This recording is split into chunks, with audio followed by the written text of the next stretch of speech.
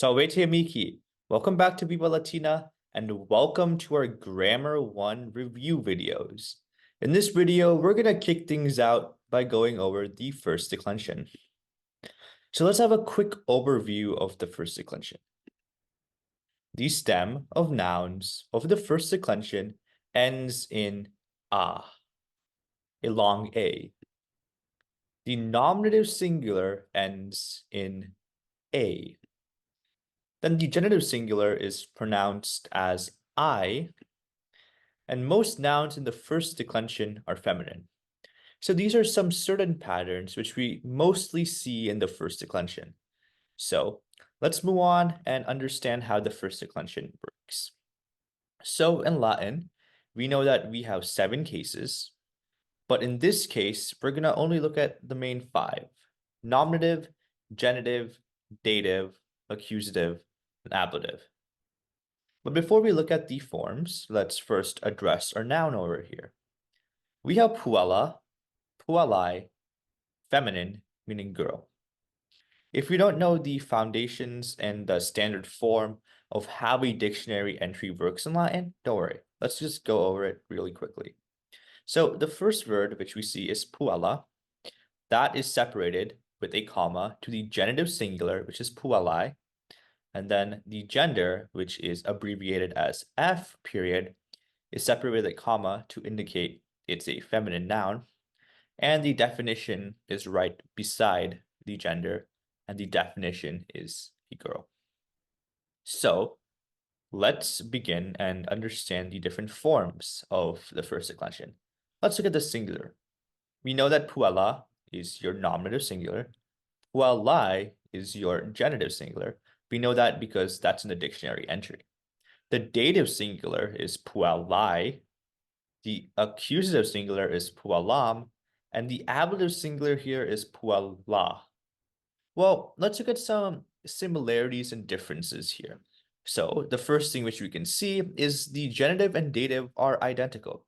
I, that's their ending. So when we're translating, how do we know if something is genitive or dative? Well, it's simple. It comes down back to context. If something works contextually as a dative, you have to go with the dative translation. But if it works as a genitive, you go with the genitive translation. So let's differentiate between the nominative singular and the ablative singular. The nominative singular has just an A, and the ablative singular has a macronized A. The little dash over the A in the ablative singular indicates that it should be emphasized just a little bit more when you pronounce. So the nominative singular is puella, and the ablative singular is puella. It's a small difference, but it makes a big deal when you're translating Latin. In the plural, for nominative, we have puellai. Then in the genitive plural, we have puellarum. The dative plural is puellis. The accusative plural is puellas. And the ablative plural is puellis. You don't necessarily have to memorize the macrons. However, it's really good to identify the main differences between the nominative singular and the ablative singular. So let's move on to understanding gender in the first declension. So we already talked about that most of the nouns in the first declension are usually feminine. However, there's some exceptions. We kind of categorize these nouns into a quick little acronym: pain, or if you want to say the extra P in the front, pain.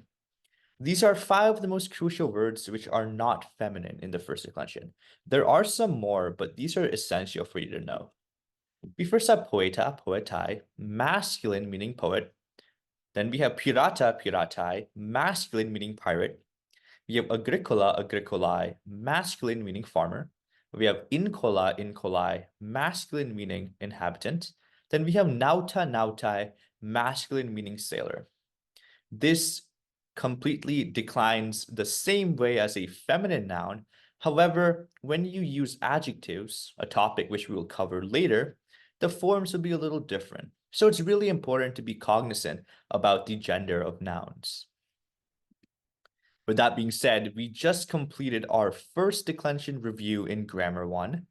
Thank you so much for following along, and in the next video, we're going to go over the second declension.